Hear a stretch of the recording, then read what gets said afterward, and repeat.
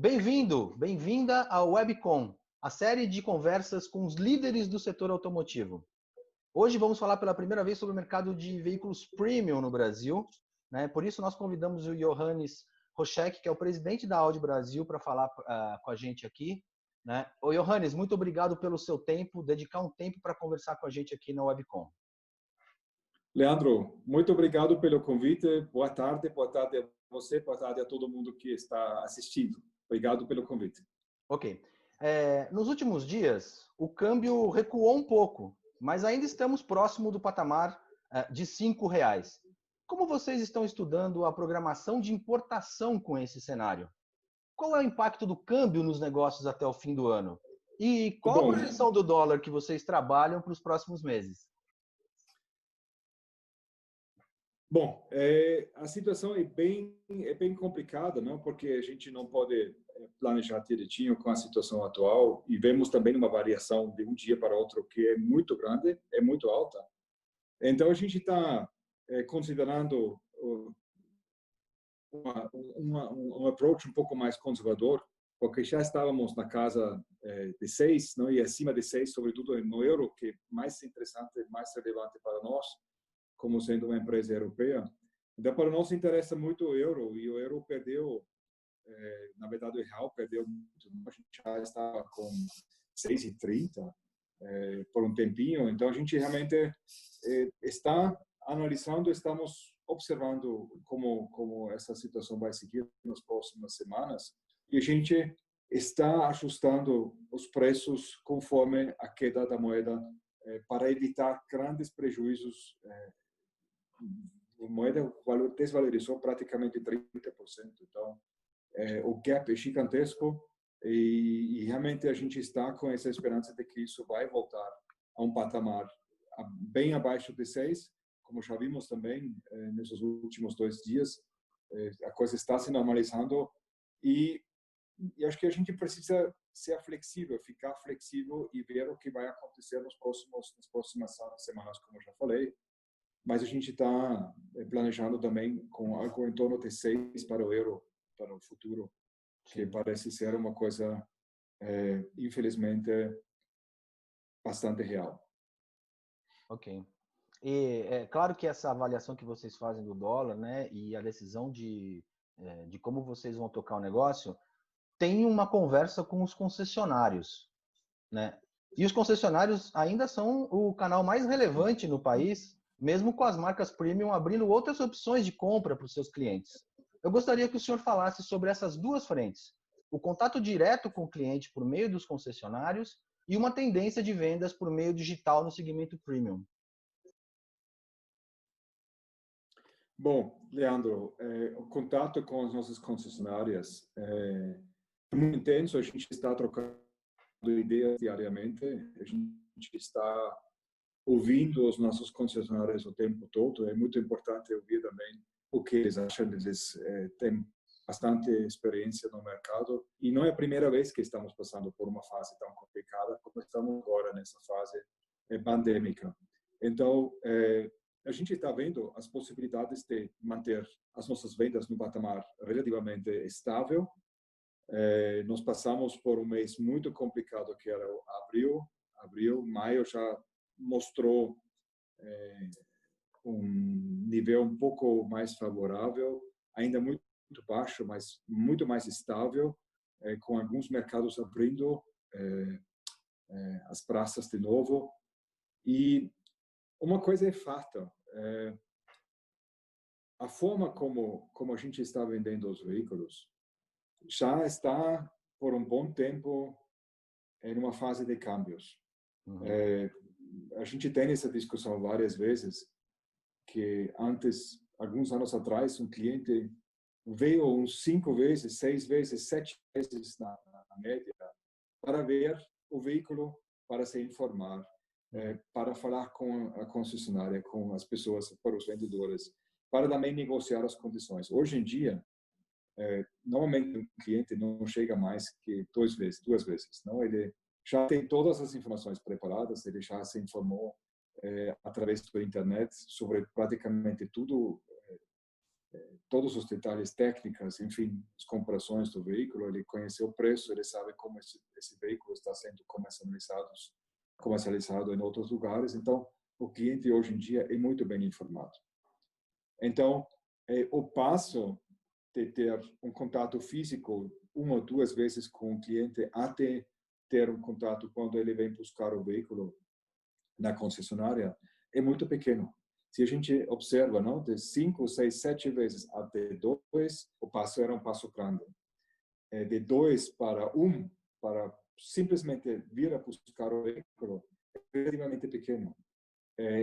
Para mim, a venda digital, a venda através da concessionária, mas com toda essa fase de negociação, fechando as condições através de um canal digital, vira uma coisa normal. E acho que isso não vai voltar mais. Isso não volta como era antes. Essa informação que os clientes têm vão ter no futuro, cada vez mais. E isso facilita também o processo.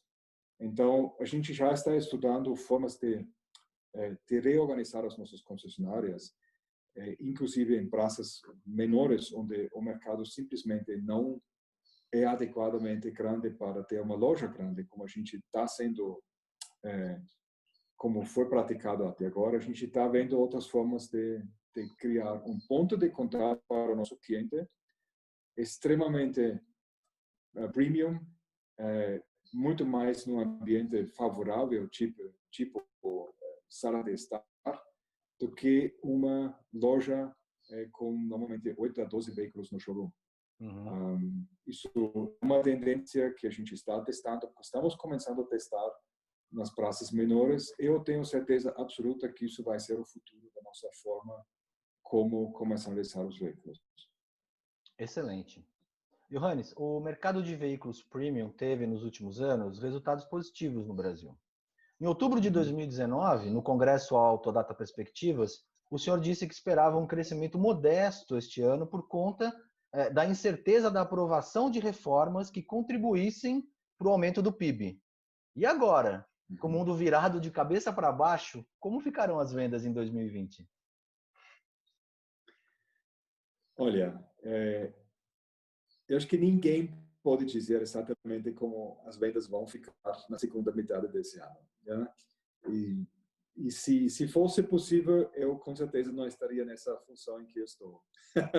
Mas eu acho que nós vamos ver uma recuperação do mercado na segunda metade do ano. Eu acho que vai ser uma recuperação modesta.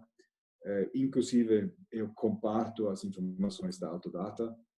A gente trabalha também com uma queda do mercado algo em torno de 40%, 35%, 40%. Mercado total, eu acho que o mercado premium vai ficar mais ou menos no mesmo patamar. Pode até sofrer um pouco mais por causa do tema da moeda que a gente já falou, por ajustes necessários nos preços. E as reformas? Eu tinha, na verdade, as esperanças de que as reformas iam até poder acontecer agora mais rapidamente, porque todo mundo está em modo de crise, todo mundo precisa ver como sobreviver como empresário, como empresa. E isso, normalmente, são situações que favorecem mudanças mais rápidas, mais radicais. E a minha esperança, na verdade, era de ter, por exemplo, essa reforma tributária muito mais rapidamente aprovada nessa situação em que estamos do que em situações normais, onde todo mundo precisa dizer alguma coisa, precisa agregar alguma coisa para finalmente chegar a uma conclusão. Sim. Eu não perdi essa esperança, mas pelo jeito e pelo que se escuta, isso não vai acontecer. Excelente, perfeito. Agora, eu queria mudar um pouco o rumo da nossa conversa, né, e falar um pouco mais sobre indústria. Johannes, faz sentido para a Audi continuar a produzir o A3 Sedan na fábrica do Paraná compartilhada com a Volkswagen? Quais são os argumentos que ainda mantêm a decisão da produção nacional? E, claro, quais são os desafios que precisam ser enfrentados para dar continuidade a essa operação? Bom, essa pergunta é uma pergunta bastante importante para nós. A gente está vendo essa situação com muita calma, mas com muita dedicação também. E são vários aspectos, Leandro, nessa questão. Vamos começar pelo mercado. Eu acho muito importante mostrar para o mercado de que a nossa marca acredita no mercado brasileiro. É muito importante mostrar também que nós temos a confiança ao longo prazo de que as coisas vão se normalizar. Então, é um ponto que eu defendo muito na Alemanha. É óbvio que não é nada fácil, porque as mudanças que a gente tem aqui no mercado brasileiro são mudanças inacreditavelmente altas para os conceitos europeus, não? Sempre brinco, uma mudança de 2-3% pode ser um sucesso, pode ser um fracasso total para as medidas europeias. 2-3% mercado brasileiro a gente nem discuta. São coisas totalmente normais. Então, a gente começa aqui a discutir 10%, 15% como uma boa chance ou um risco, e agora estamos num patamar de 40%, que agora a gente está compartilhando com todo mundo, porque estamos praticamente no mundo inteiro na mesma situação, talvez menos a China, mas acho que a Alemanha agora pode entender um pouco melhor do que a gente está falando quando falamos de uma queda de volume de 40-50%. Esse aspecto de mostrar essa confiança no mercado médio e longo prazo é muito importante. Temos mais um aspecto técnico que eu acho muito importante também. Eu só gostaria de lembrar de que a gente estava 2 anos atrás, novembro de 2 anos atrás, na fase final da Rota 2030, onde a gente estava definindo algumas coisas para as empresas de pequeno volume, onde a gente se considera uma delas, que são um pouco diferentes, por exemplo, na necessidade de comprar componentes locais. Por quê? Porque é muito difícil uma empresa que normalmente produz para empresas grandes produzir peças, centenas de peças, onde normalmente eles produzem milhares e milhares de peças do mesmo tipo. Então, em termos de competitividade, é muito complicado se você produz 3.000, 4.000, 5.000 unidades ao ano, achar um fornecedor local.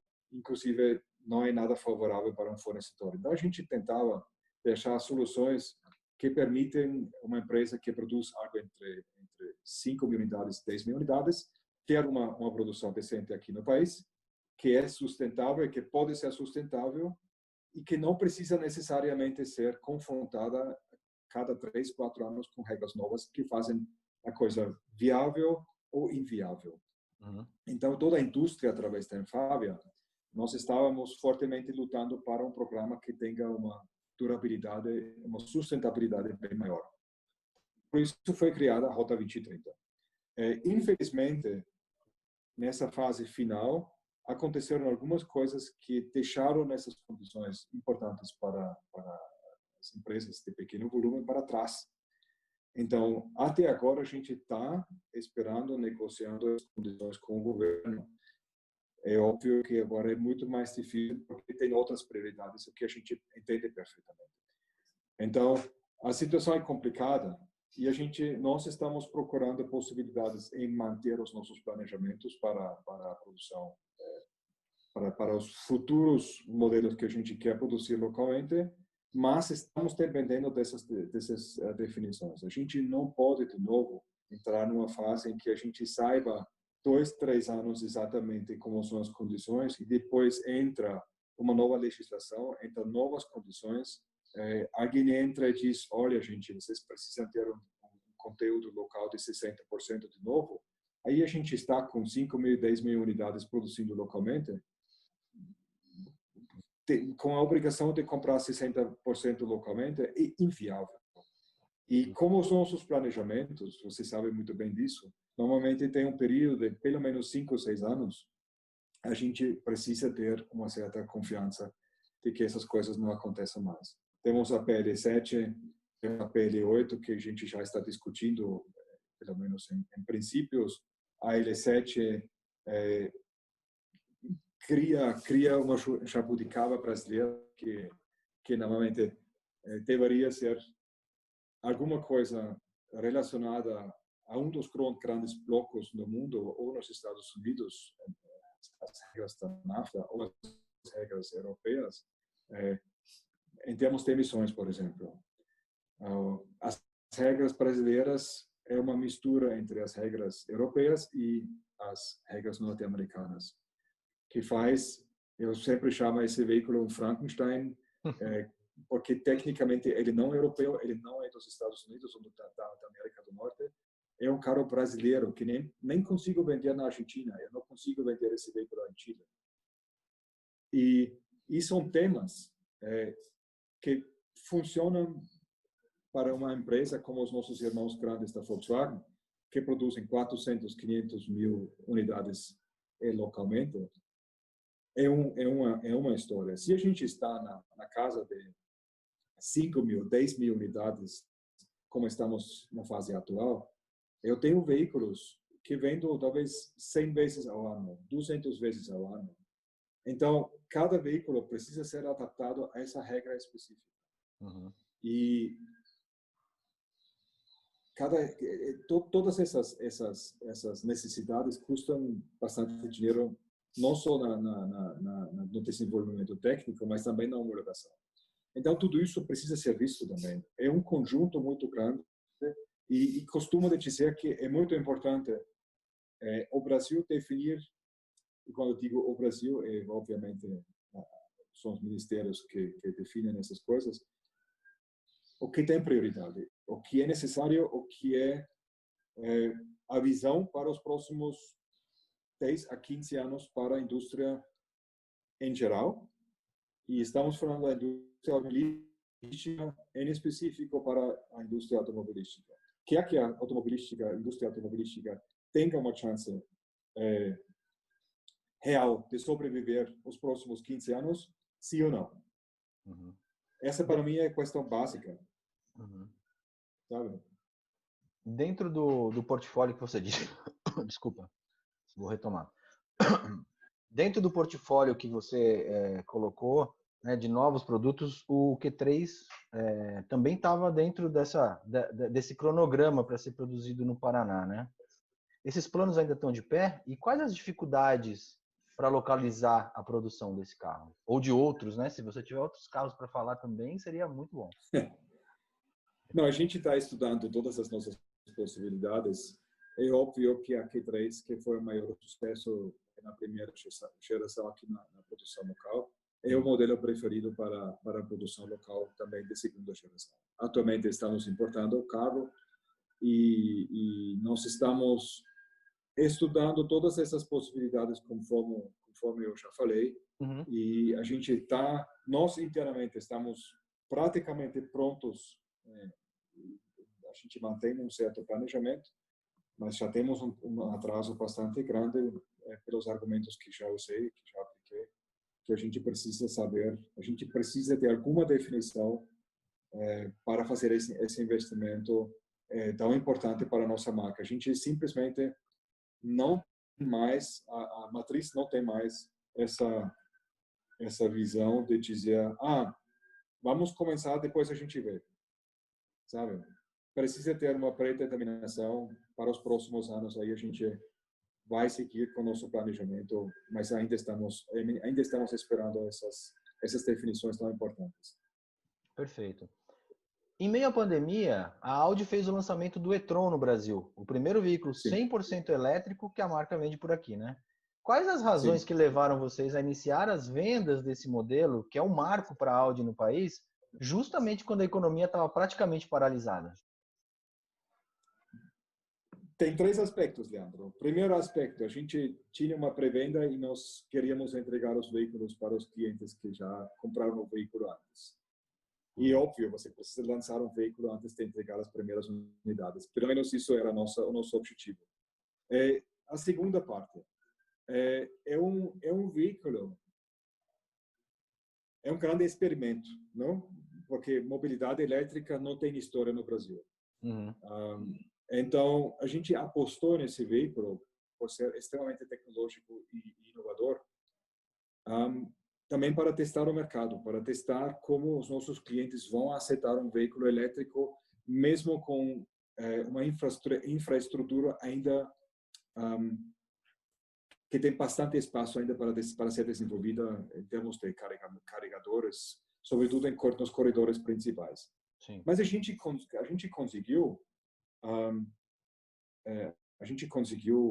através de criar uma parceria com a EDP, juntos com os nossos colegas da Volkswagen e da Porsche, com a ABP, a Siemens e outras empresas que participam, criar um projeto maravilhoso para instalar carregadores de alta potência nos corredores principais. Agora, foco principal é entre Rio de Janeiro até Curitiba e um pouco ao interior de São Paulo. Quer dizer, são as rotas principais onde nós achamos que os nossos clientes vão ir com os veículos. Segunda parte. Então, terceira parte. A eletrificação da nossa frota foi definido como um dos pilares principais e mais estratégicos para a nossa marca mundialmente. Então, a Audi vai mostrar cada vez mais veículos eletrificados entre híbridos e PHEVs, 100% elétricos. Até 2025 são em total 30 unidades, 30 novos modelos mundialmente. A gente não vai conseguir trazer todos os veículos para cá, mas alguns veículos que são significantes para o nosso mercado vão vir. Então, é uma etapa muito importante. A etapa maior é chegar a ser uma empresa neutra em CO2 até 2050, incluindo também o processo da produção, incluindo o uso dos veículos, incluindo também os fornecedores que produzem os componentes e as peças que vão nesses veículos. Sim. Então, é uma baita de uma meta e a gente não pode atrasar. E talvez um fator que não seja muito lógico, que mais emocional. Não sei quais foram as suas experiências, mas a mim me encantou sair aqui com a minha esposa no bairro de Santo Amaro, quando a gente caminha um pouco só para mexer. Quantas pessoas estão nas ruas com cachorros em família? E quantos animais você está vendo que você nunca viu? Que a gente tem macacos, a gente tem pássaros de todo tipo. É impressionante. Normalmente esses animais se escondem, né, com trânsito. O ar é puro. Então, a gente estava pensando, puxa, será que isso pode até modificar um pouco as atitudes das pessoas? Porque antes sustentabilidade era uma palavra bonita, mas talvez não chegou muito aos corações das pessoas. Eu acho que essa situação está mudando. Eu não sei se isso vai ficar. Quando a gente volta a uma vida mais normal, talvez todo mundo vai esquecer como era e seguir como tudo no ritmo como era antes. Eu tenho as minhas dúvidas. Eu acho que as pessoas estão vendo. Eu vejo muitos comentários nessa direção. É um mundo um pouco diferente. E um veículo sustentável, veículo elétrico, transporta esse sentimento. Nós fomos super surpreendidos nas primeiras semanas com o interesse no e-tron. Então, a gente apostou em lançar esse veículo de uma forma digital. Para nós era também um experimento que combinava com o experimento de trazer um veículo tão importante sendo 100% elétrico. E deu certo. Poderia ser que não sabe, as coisas podem dar certo e podem estar erradas. E acho que a gente deu um passo na direção certa e funcionou. Apostamos, deu certo e estamos felizes que fizemos isso dessa forma como aconteceu. Eu também sou particularmente otimista como você, com uma mudança de comportamento, principalmente com relação ao meio ambiente, né? Por isso eu queria continuar nessa conversa. Muito, muito legal a gente falar sobre isso, né? Você disse que até 2050 o objetivo da Audi é zerar todas as suas emissões, né? Eu queria que você falasse, Johannes, mais especificamente, sobre a estratégia de reduzir 30% as emissões de CO2 até 2025. Como isso será colocado em prática aqui no Brasil? São várias iniciativas, Leandro. A coisa mais óbvia são os veículos. Todo mundo vê os carros, pode ver que as emissões estão caindo, as emissões são cada vez menores. Inclusive, os nossos veículos mais potentes, um RS6, hoje já é um mild hybrid, quer dizer, já tem um sistema diferente, já vem com um sistema bastante eletrificado, que não necessariamente significa que o carro não seja o carro do caráter como as pessoas querem. Então, a gente precisa dividir em coisas bastante evidentes para os nossos clientes, que são as propriedades, são os veículos em si, e a gente precisa trabalhar também na forma como a gente está trabalhando aqui no Brasil. Uma das nossas iniciativas que deu certo também é que quando a gente mudou para um novo centro técnico, a gente, para tomar as nossas decisões também, para ir com o nosso centro técnico e junto com o centro de treinamento, a gente criou imagens com drone. E sobrevoando esse prédio onde a gente está, puxa, gente, tem espaço para pôr celulares fotovoltaicas. E todo mundo me estava olhando assim, estava dizendo agora amanhã vamos para Marte. Então eu percebi que isso não era muito comum aqui, sabe? E falei com a Câmara Alemã Brasileira, eles também não sabiam. Cara, eu preciso. Falei com a Siemens, vocês nos podem ajudar. E a gente foi passo a passo e quando você procura, você acha. E tem empresas aqui no Brasil que criaram um modelo de negócio. Você, por exemplo, você investe através deles, você sigue pagando energia elétrica, mas você não paga a energia elétrica tradicional, você paga o uso das placas solares. Depois de um certo tempo, essas placas solares são seus. Então, economicamente, não muda muita coisa, mas você muda a origem da energia elétrica que você está usando. Achei isso super bacana. Aprovamos o projeto com a Alemanha e colocamos células fotovoltaicas no telhado onde acabaram, e a gente instalou placas daqui a pouco, a 50 quilômetros de São Paulo, em um campo onde tem espaço específico para isso. Então, isso foi só um passo, que quase que não custou nada para nós, mas que é uma iniciativa bem legal, porque mostra que é possível quando você quer mudar alguma coisa. Sem dúvida. E nós temos já uma concessionária que optou pelo mesmo modelo de negócio com outra empresa.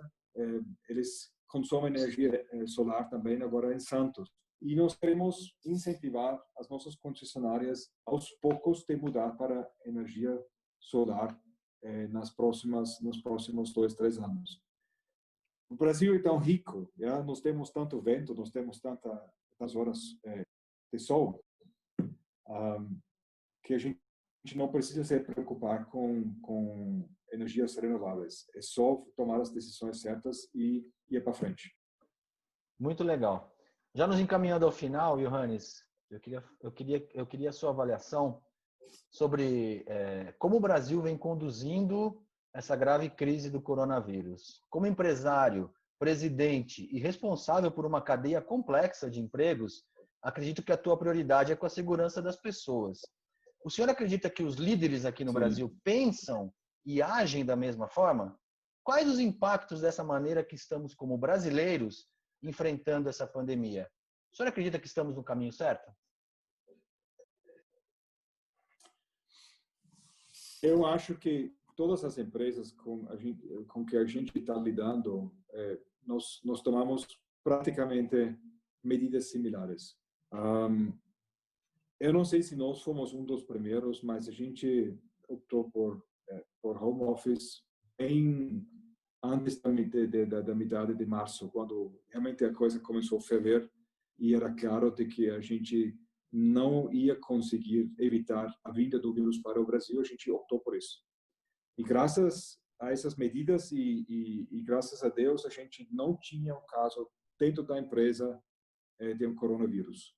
A gente tinha, mas depois, não? Nós temos funcionários que foram afetados também de uma forma muito leve, mas não dentro do ramo empresarial, quer dizer, fora, e foi uma coisa leve, só eram 2 pessoas. Então, a gente passou até agora de uma forma muito boa, e com todas as empresas com que a gente tem contato, com que a gente está falando o tempo, praticamente o tempo todo, estão na mesma situação, todos tomaram as mesmas medidas. Eu acho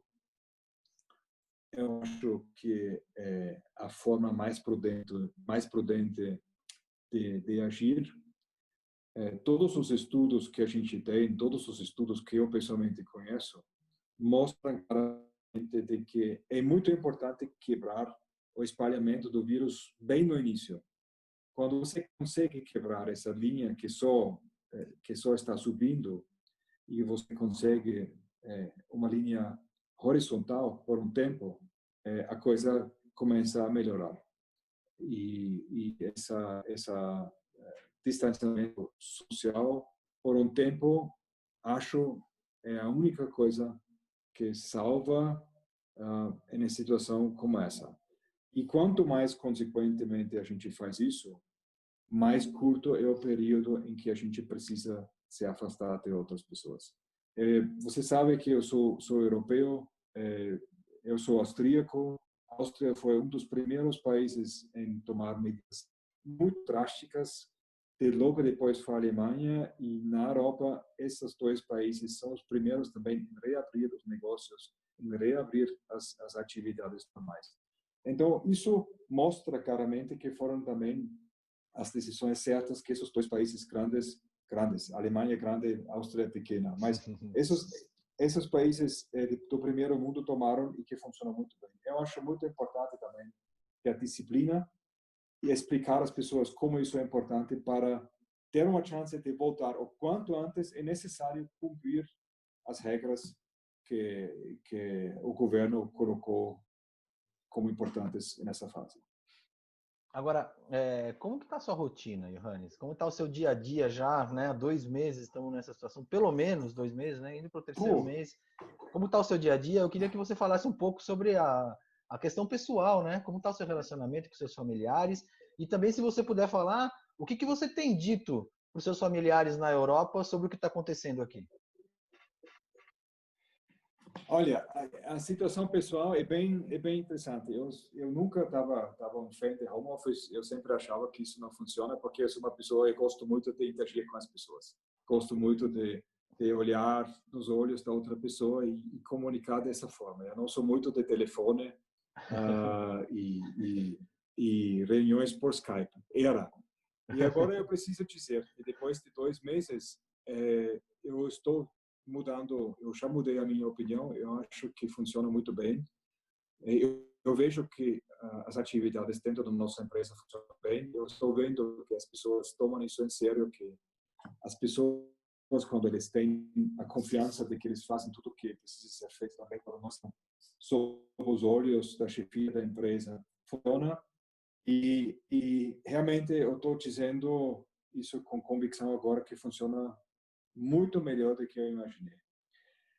A minha vida pessoal, eu adoro estar aqui na nossa casa e ter chance de almoçar com a minha esposa e compartilhar mais tempo com ela, interagir rapidamente agora com ela, que normalmente não consigo. E o tema talvez que seja um pouco mais complicado é que o trabalho não termina nunca. Como você tem telefone, tem computador, não tem horário, não? Saindo da empresa, mesmo no final do dia, você sai, você vai para outro lugar e você pode deixar o teu trabalho pelo menos um pouco para trás. Trabalhando dentro da casa, esqueça, não? Ou 24 horas, 7 dias por semana, vai. Exato. E então, mas eu consigo resolver muita coisa também de uma forma diferente. Então, é um aprendizado muito intenso, muito interessante, e por isso eu acredito que mesmo o nosso mundo laboral nunca vai ser igual como era uns 3 meses atrás. Uhum. Legal. Bom, eu Né? gostaria de agradecer imensamente o Johannes Roschek, presidente da Audi aqui no Brasil, por esse momento, por esse período que, né, saiu da rotina aí do trabalho para conversar com a gente. Né? Espero que a gente possa se ver em breve pessoalmente, Johannes. Muito obrigado mesmo. Muito obrigado, Leandro. Muito obrigado a todos que participaram, que nos acompanharam. E desejo um bom dia, uma boa tarde e uma boa chance de se ver rapidamente com toda a saúde. Muito obrigado.